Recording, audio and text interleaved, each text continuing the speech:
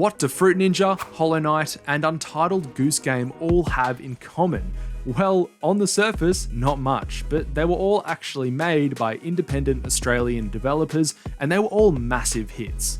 The Australian games industry has made massive strides recently, doubling its revenue in 6 years, but we're still the underdog. Those numbers are dwarfed by the global industry, with $214 billion in revenue in 2021. But Australia's recent success is still impressive nonetheless, especially when you consider how dire things were looking just over a decade ago, with almost all of our major game studios shut down and hundreds of developers out of work. That was the death knell. We became too expensive to have studios here, so a lot of the big companies just pulled out. So, how did independent developers turn it all around for Australia, and what's coming on the horizon that could take things to the next level?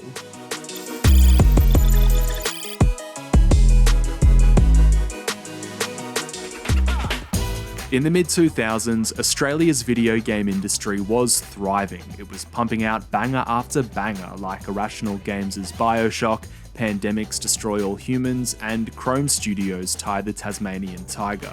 Struth! What happened here? But then, almost overnight, the industry was on the brink of game over. The 2007 global financial crisis, spurred on by the US housing collapse, sent the American dollar into freefall, from 79 cents against the Aussie dollar in January 2007, jumping to 97 cents 18 months later, which suddenly made Australia an extremely expensive place to make games for US companies. The GFC for us meant that the Australian dollar was very different all of a sudden. As a work-for-hire studio, we were not able to be competitive anymore, and the industry was not interested in taking any risks, so a lot of work dried up. Major studios like Pandemic, Chrome, THQ Brisbane, Visceral Games, and Sega Studios Australia were then closed down by their overseas owners. The closure of 2K Australia in 2015 was the final nail in the coffin, the last so-called AAA studio to close its doors. So that was a big blow. And with them gone, really everything shrank back down to just small independent studios of handfuls of people. But those handfuls of people were actually perfectly positioned to take advantage of what was probably the most disruptive moment in gaming history, the arrival of the smartphone. As soon as the App Store hit and the iPhone, you could see I was lucky enough to see the seismic change coming right over the horizon.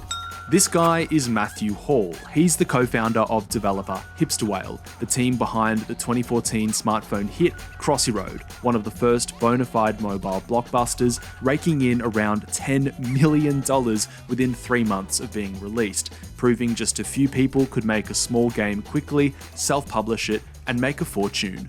And the early disruptors like Flight Control, also from an Australian studio here, absolutely showed us how you can not only make a great game, but a very good living with just a handful of people.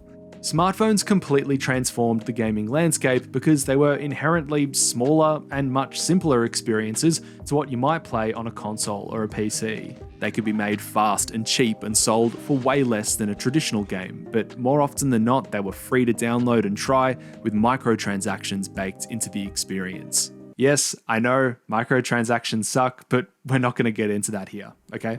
Anyway, this new generation of mobile games was incredibly accessible and intuitive, and it didn't take long before their audience had way outgrown conventional video games.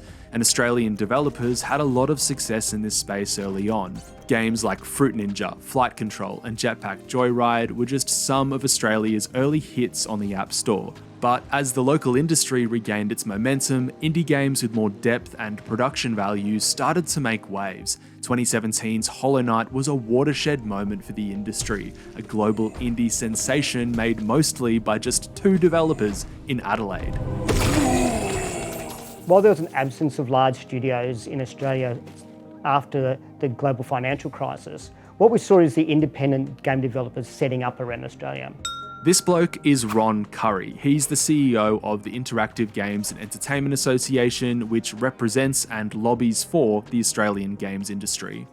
And what they were doing is employing game developers who are currently out of work, starting to work on really different and creative games and making a mark around how creative, how smart Australian game developments were. And what we saw is a landscape starting that was supportive of each other, that created some amazing games and started to put Australia on the map as a creative centre. Over time, states across Australia started offering financial support for studios, with Queensland offering a 15% rebate for developers' salaries and a 10% rebate for New South Wales, Victoria, and South Australia. Cult of the Lamb, released last year, was given a big boost by this kind of support.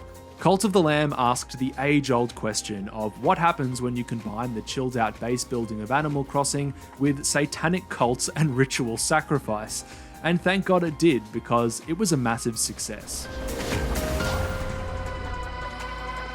Julian Wilton was the game's creative director and co-founder of the studio Massive Monster, which he actually relocated from Sydney to Melbourne to make use of Victoria's state government assistance. The support Massive Monster got as a result of that move helped them polish up an early demo for Cult of the Lamb that eventually led to them landing a publishing deal with Devolver Digital, who, it's fair to say, are widely considered the industry's best independent publisher.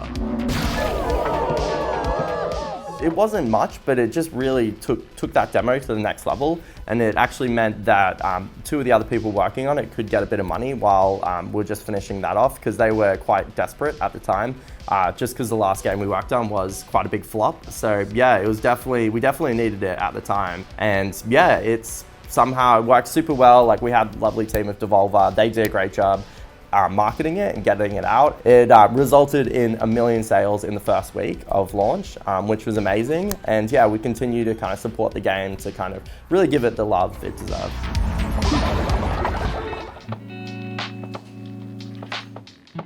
Uppercut Games have been leading the charge for the industry's comeback for over a decade.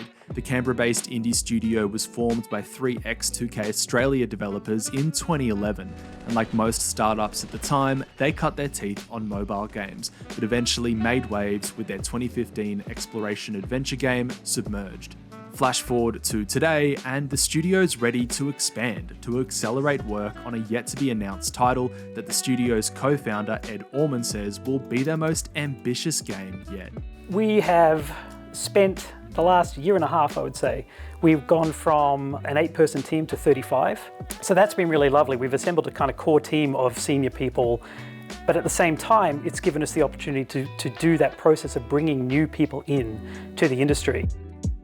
Australian states do offer some pretty solid support for developers, but you don't need to look very far to find more successful examples overseas. In comparison, the Canadian province of Quebec is the gold standard. They introduced a substantial tax write-off for all labour costs associated with game development back in 1996, and in the decade since, its largest city, Montreal, has become one of the industry's main hubs, with dozens of big studios, thousands of employees, and tons of successful games, from Assassin's Creed to Guardians of the Galaxy.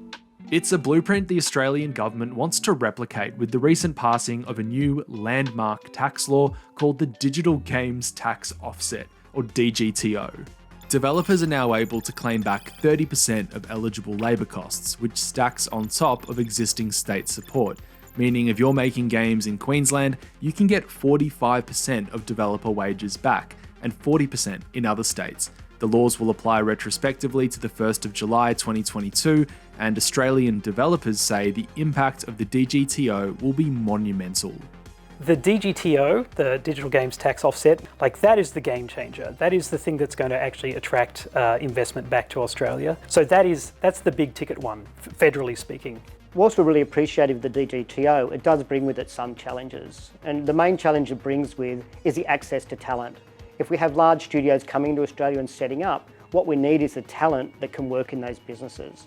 What we see now is a really difficult and highly frictioned immigration system in Australia. And what we'd like to do is work with the government to figure out how we get rid of that friction and make it easy and inexpensive to bring development talent into Australia to help accelerate the current businesses we have here and act as the mentors and leaders to our junior game developers who are leaving colleges and university. And for developers like Julian Wilton, the DGTO could usher in a new era for Australia's video game industry after its comeback from the brink of game over. If there's an incentive for us to work with more Australians and like people in Melbourne, like we're gonna take it as much as we can, and it also allows us to kind of reinvest a lot in the local community, kind of using, like, the game was a big success, so now we can actually use some of those funds to kind of reinvest into the industry and kind of work with local talent. So, you know, I think a lot of studios and a lot of investment companies, they're coming over, they're trying to see what's in the water and they want to be part of it.